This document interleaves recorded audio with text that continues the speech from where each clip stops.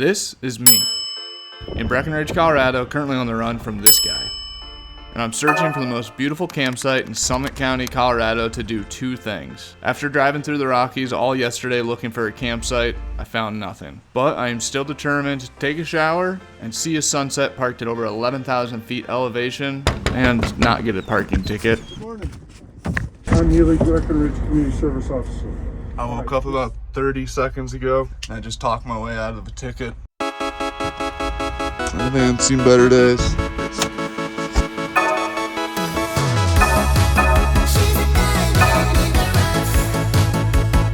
I think the van is clean enough. It's dog proof. Cassie's had her breakfast, went outside twice already. I'm gonna grab just a couple things from the grocery store before we head up the hill. Oh, I can't believe I dodged a $50 ticket today.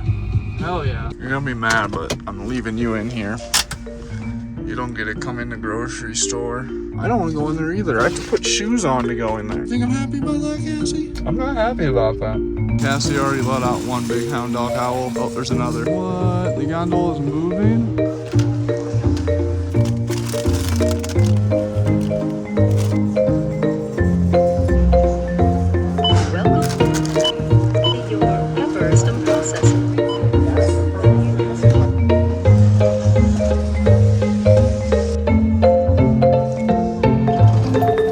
The whole freaking time. I wouldn't mind a little cup of tea for our drive up the mountains.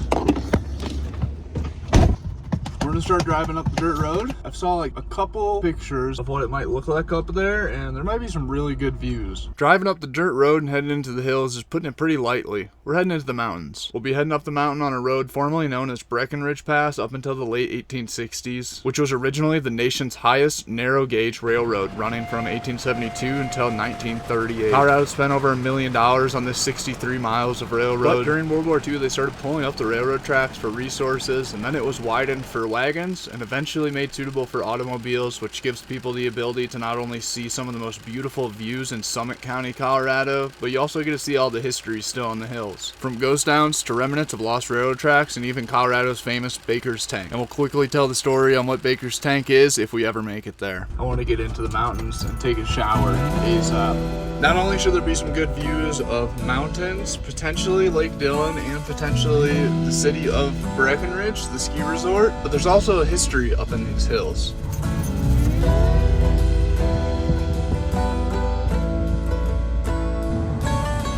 This is where the road turns to dirt. No national forest signs yet though. Bummer. Oh, here we go, national forest. Beautiful.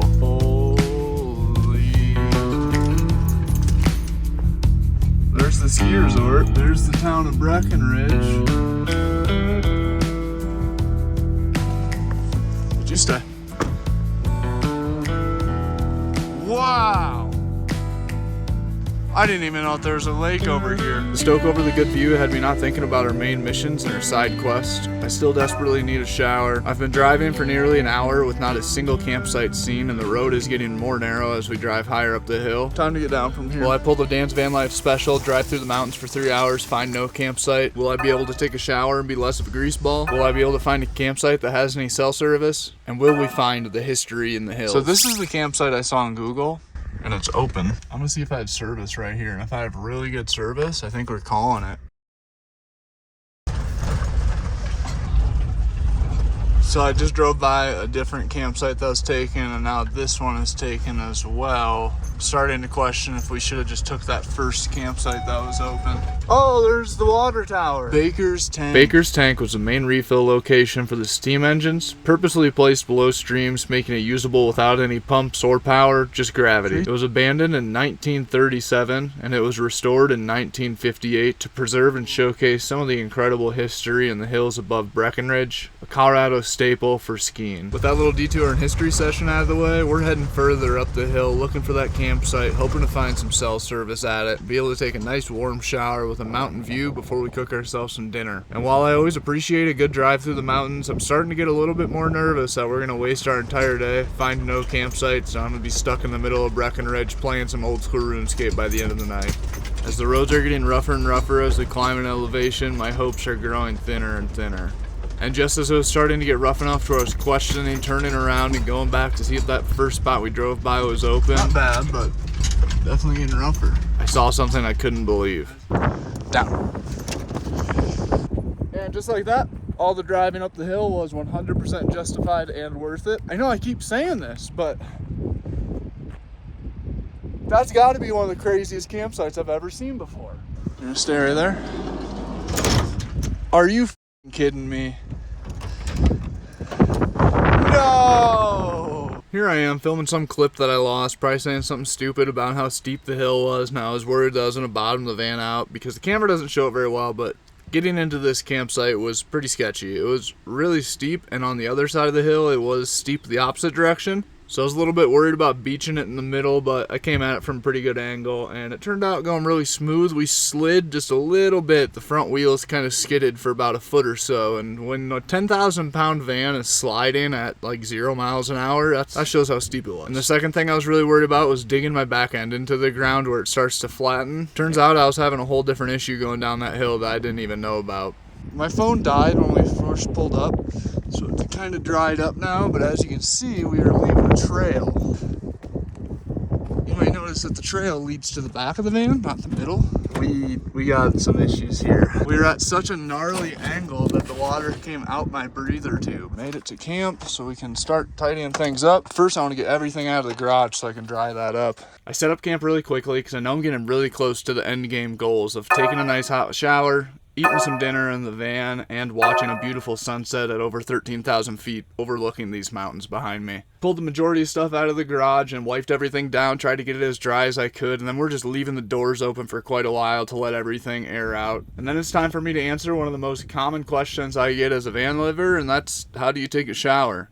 Power box has been charging the whole way up. We're almost to 50% power, so I think by the time that I'm ready to take a shower, I think that the power box will be ready to give me a shower. Alright, I just plugged in the water heater. I want to take a shower before the clouds set, before the sun sets, before the clouds take over.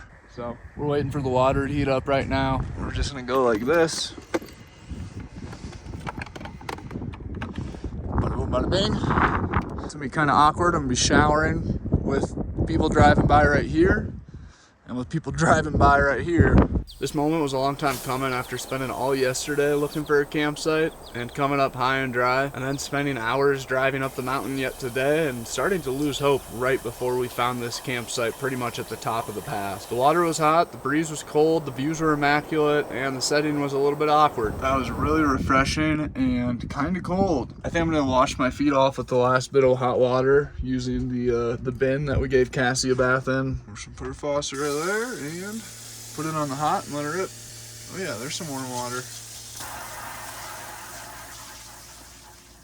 Water's nice and toasty warm. Cassie and I just walked down to the lake down there. I didn't bring my phone. I was just taking her to go potty, and before you knew it, we were halfway there, so we went the whole way and followed the moose prints right up to the lake, walking in the moose trail. And then a beaver just went coasting by in the water. He wasn't really swimming. He was literally just a beaver just went floating by, as chill as could be. Mountains behind him, wildflowers all around him, moose prints leading right up to him, and it was incredible. He's like, "What's up, man? Welcome to my crib."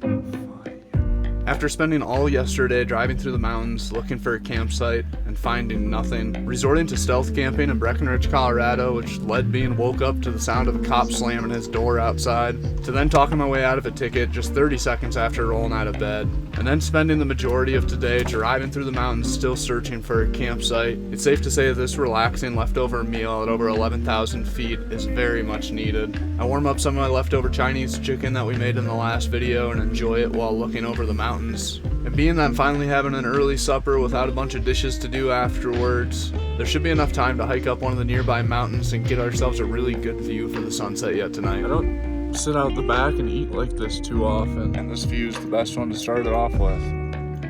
Cassie's demanding her supper.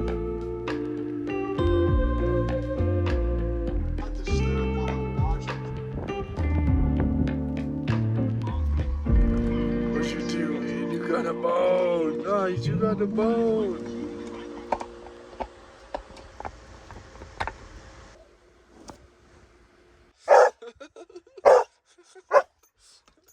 It's Just outrageous.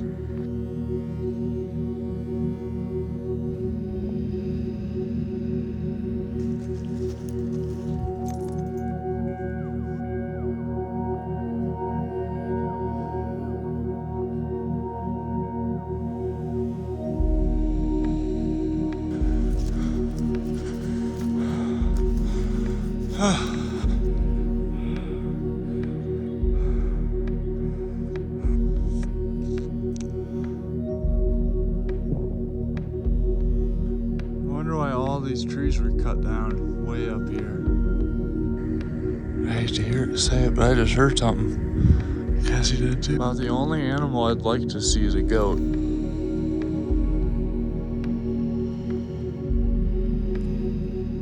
This is definitely just like Moose and Elk Trail we're walking on right now. Oh, Cassie, wait! Holy crap! Wow.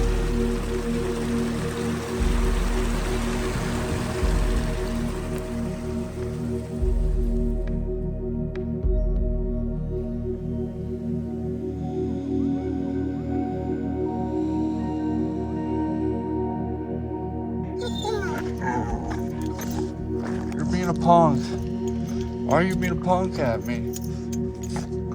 Look at you, you just want to play. 7 o'clock, time for Cassie to play.